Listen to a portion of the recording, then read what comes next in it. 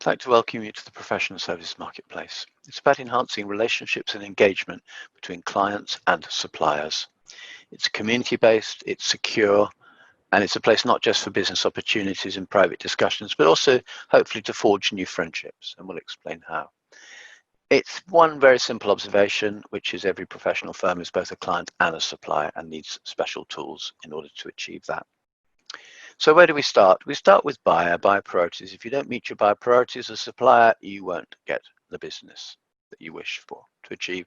And there are 6 that we've identified working with the Consultancy Procurement Council. So better project outcomes, increased efficiency, new connections, enhanced relationships, confidentiality and inspiration. And those 6 are really very key drivers. Now, what we've done in the lower half of the slide is to explain what they mean in a bit more depth, but bear them and their icons in mind because we'll be using that as we go through the presentation.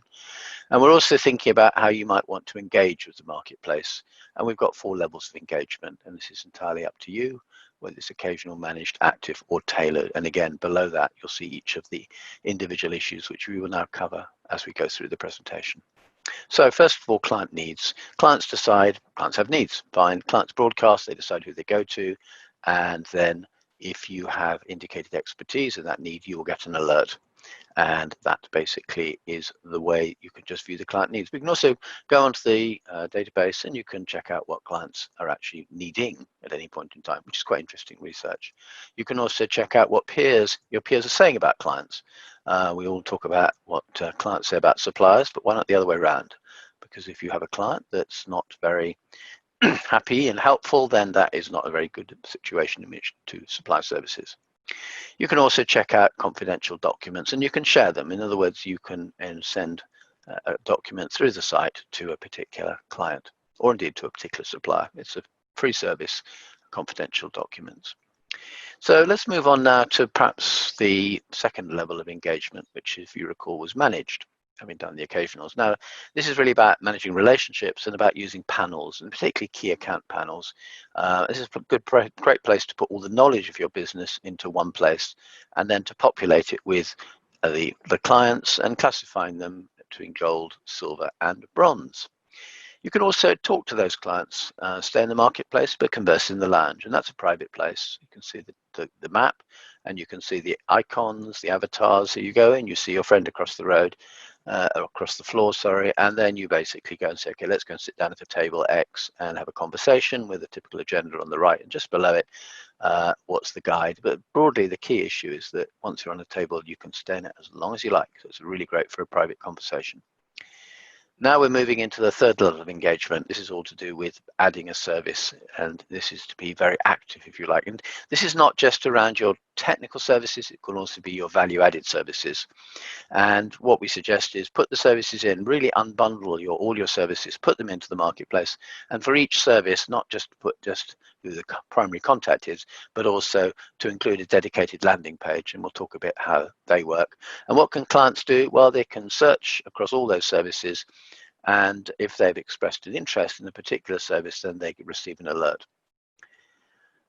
What else can clients be doing? Well, they can be putting together confidential SOWs and RFPs and then making them available to suppliers. That's always quite helpful. Either way, whether it's a need or a project or an SOW, then what we're now into is applying. And what this slide shows is more or less how you apply, information you put in, then hear back from the client, and then you either get an email with an ICS file, and you can also look into the appointments listing on the site, because that again will help you understand what's coming up and also give you the contact details of the client, which you probably hadn't seen up to now. You can also now, moving into the final area, the tailored area, this is really it's quite interesting because you can be evaluated by somebody you don't know, by a client you don't know. All you have to do is include your default rate card data, and there's an example shown here, and then they can bring it into their cost comparisons. You can also, if you are smart about converting leads, I mentioned landing pages before. Here's some examples of landing pages. Now, is the client more interested to do that than if you send them to your general website? I think that's a statement that's kind of obvious. And you can also demonstrate your expertise, because as we know, white papers and other forms of thought leadership are really important to help clients understand what you could do for them. So there's various ways that you can do that too. Do you have to do it yourself? No, you can use an expert, and those organizations that have the lack of the time or the expertise. And there's an example of some of the services that can be offered to you as a supplier through an MSP working as you, if you like.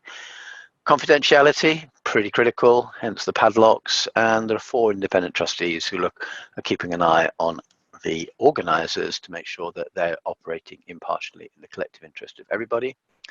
What does that involve? Well, let's look at eligibility and charges. Clients, free unlimited use. Suppliers, absolutely, you can join free unlimited use, but you have to be obviously a community member, and you also have to be on a client panel, and that is absolutely fundamental.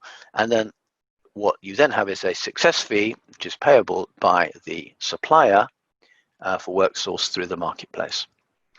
There's some additional slides in the pack with diagrams, which you'll find interesting, I hope. But let's look on finally at next steps. So what are we going to say? First of all, please contact me. That's great. If you want a copy of the slide deck, there's a URL. And if you want to get into the marketplace itself, request access, another URL, and there's an onboarding form, which we're showing you in the slide. So I think that hopefully gives you a quick guide to the marketplace as a supplier.